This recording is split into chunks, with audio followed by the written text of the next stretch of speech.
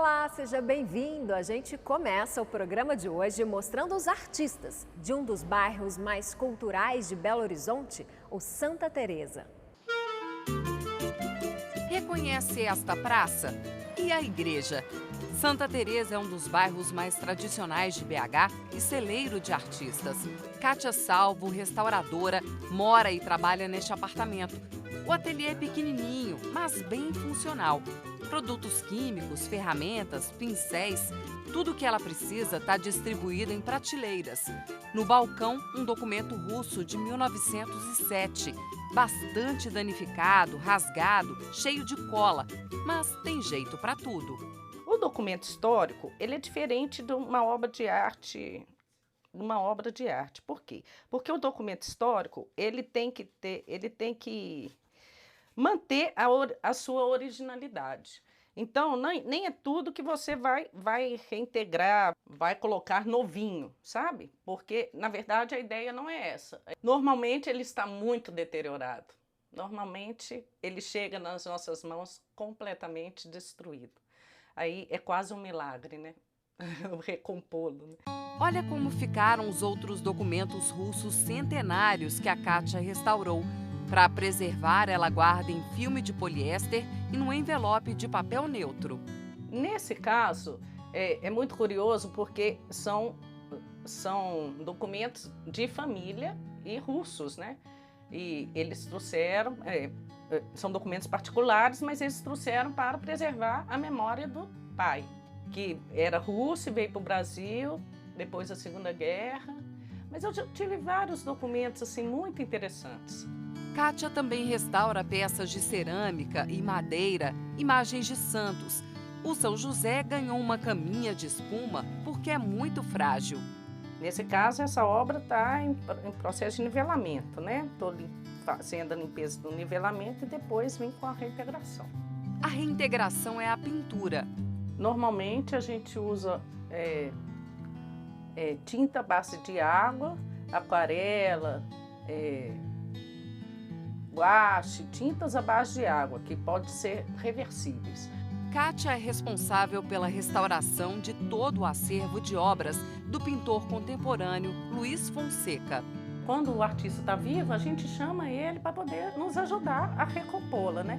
Mas quando não está, aí a gente tem que se virar sozinho, né? Foi uma obra que demorou 4 meses para ser restaurada. O trabalho acaba de ser finalizado. É mais um para a coleção de memórias afetivas de Kátia Salvo.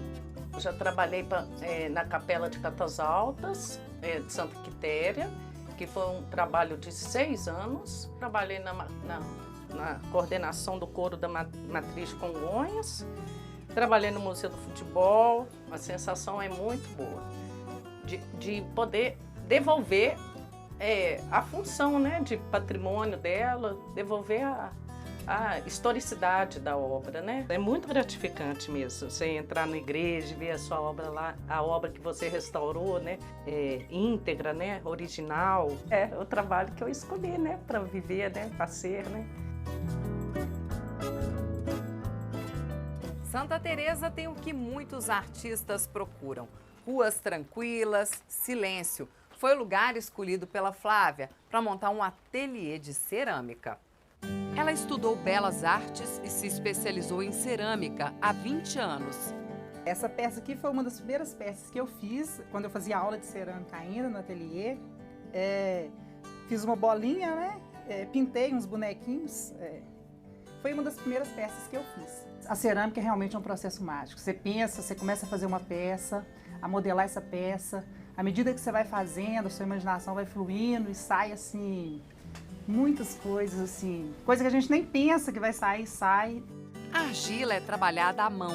Amassa, joga na mesa sem dó.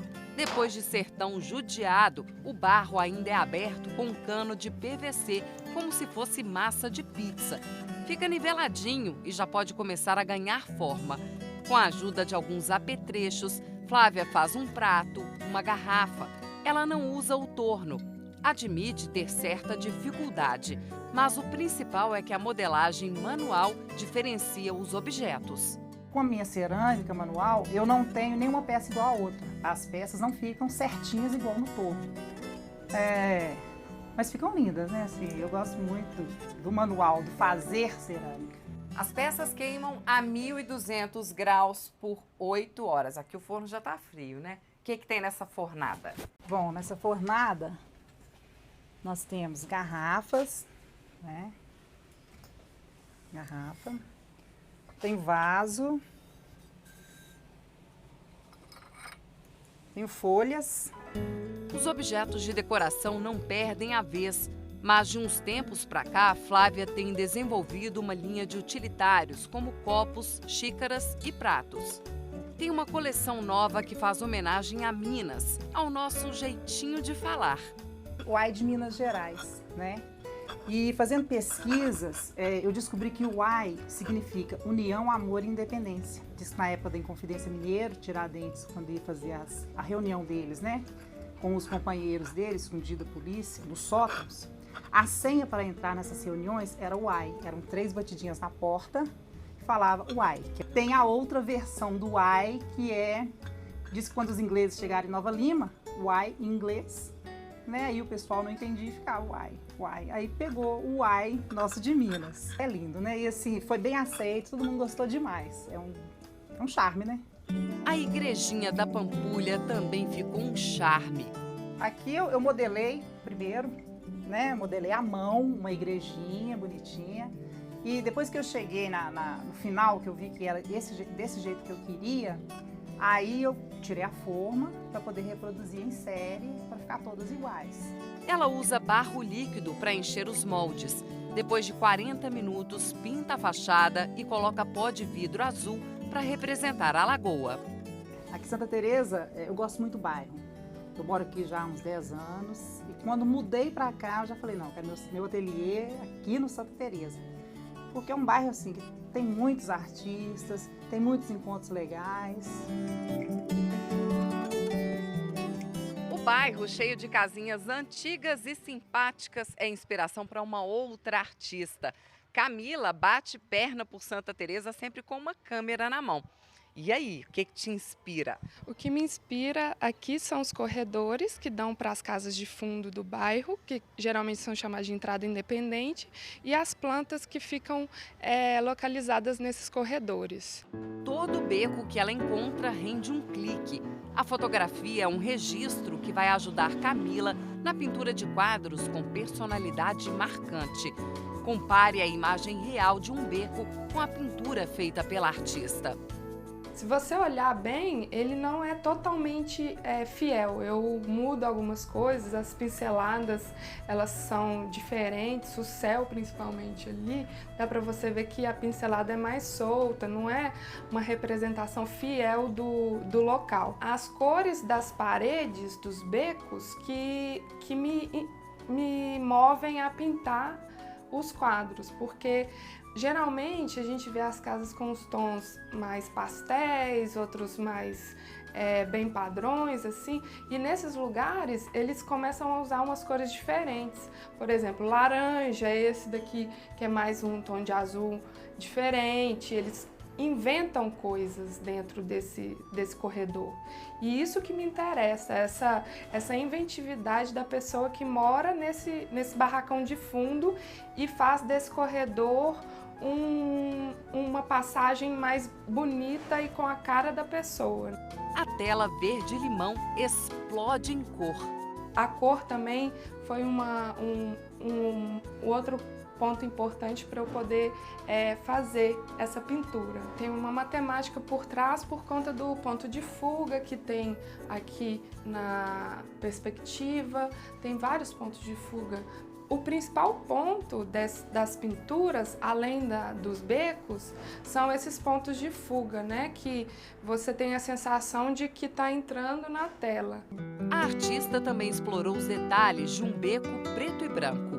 Esse é um quadro que eu acho que destoa um pouco dos outros por conta de ser uma cor mais puxada para o branco, para o pastel, o azul bem clarinho, quase branco. O portão, os tons de cinza E às vezes não é só o cinza puro, às vezes tem o cinza misturado com azul, cinza misturado com vermelho, que dá uma pequena diferença assim, de tons de cinza. Geralmente as pessoas quando veem os quadros falam assim, nossa, eu já vi isso daí, eu já entrei nesse lugar, minha avó morava num lugar parecido e tal. Geralmente a pessoa se identifica bastante, porque é uma construção totalmente brasileira. Eu tenho um amor enorme por esse bairro, porque eu moro aqui há mais de 20 anos, então muito mais da metade da minha vida. E cada esquina que eu passo aqui, eu lembro da minha infância, da adolescência. Cada pedacinho desse bairro tem muita história para mim aqui. É muito carinho. Então, por isso que eu acho que essa série é uma das séries mais importantes do meu trabalho como pintora.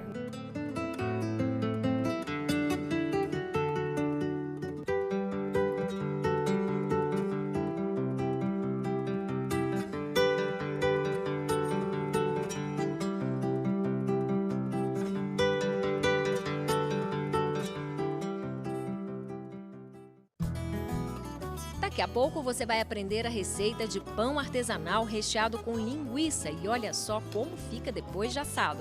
A gente volta já.